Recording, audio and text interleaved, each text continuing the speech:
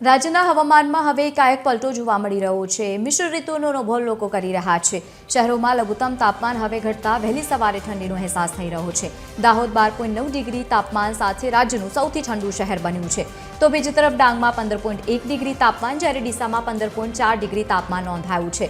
બીજી તરફ ગાંધીનગરમાં 15.6 ડિગ્રી તાપમાન છે, વડોદરામાં 15.7 ડિગ્રી તાપમાન, અમદાવાદ અને અમરેલીમાં પણ તાપમાનમાં વધારો નોંધાયો છે। એટલે કે દિવસ દરમિયાન અત્યારે બેવડી ઋતુનો અનુભવ લોકો કરી રહ્યા છે। સુરતમાં 19.6 ડિગ્રી તાપમાન, જ્યારે દ્વારકામાં 19.7 ડિગ્રી તાપમાન, ઓખામાં 20.5 ડિગ્રી તાપમાનની સાથે હવે રાજ્યમાં ડબલ ઋતુનો અનુભવ લોકો કરી રહ્યા છે।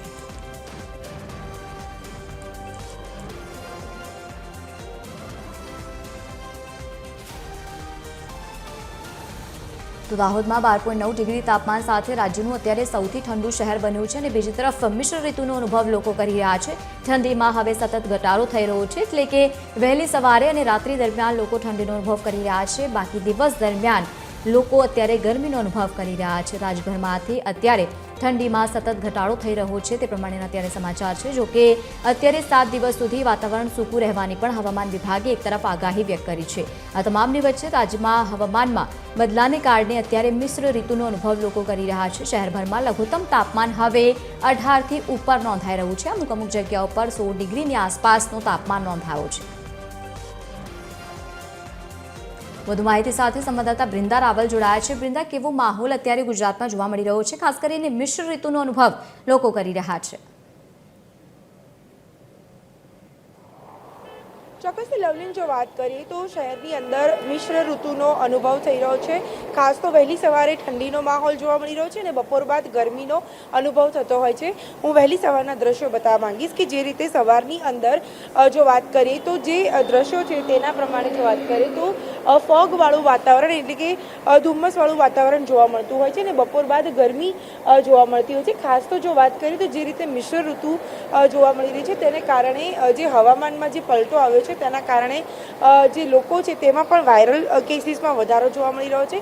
એક તરફ હવામાન નિષ્ણાતો કહી રહ્યા છે કે હજી પણ બેવડી ઋતુ યથાવત રહેશે, કારણ કે જે રીતે પવનની જે ગતિ છે તે બદલાય છે તેના કારણે વહેલી સવારે ઠંડીનો માહોલ જોવા મળશે અને બપોર બાદ ગરમી જોવા મળશે। ત્યારે કેટલાક વિસ્તારોની અંદર જે દરિયાકાંઠાના વિસ્તારો છે તે વિસ્તારોમાં માવઠું થવાની પણ શક્યતાઓ બતાવવામાં આવી છે। એટલે કે જે રીતે મિશ્ર ઋતુ છે તેને લઈને ક્યાંક ને ક્યાંક લોકોમાં પણ એક કહી શકાય કે કન્ફ્યુઝન જોવા મળી રહ્યું છે, કારણ કે વહેલી સવારે લોકોને સ્વેટર પહેરવાની ફરજ પડતી હોય છે, ત્યારબાદ બપોર બાદ ગરમી, એટલે કે આ જે મિશ્ર ઋતુ છે તેના કારણે જે વાયરલ કેસીસ છે તેમાં પણ વધારો થઈ રહ્યો છે। પવનની જે ગતિ બદલાઈ છે તેના કારણે આ જે અનુભવ છે તે યથાવત રહેશે હજી પણ અઠવાડિયા સુધી, એટલે કે હજી પણ આવનારા દિવસોમાં આ જે પરિસ્થિતિ છે તે યથાવત રહેશે।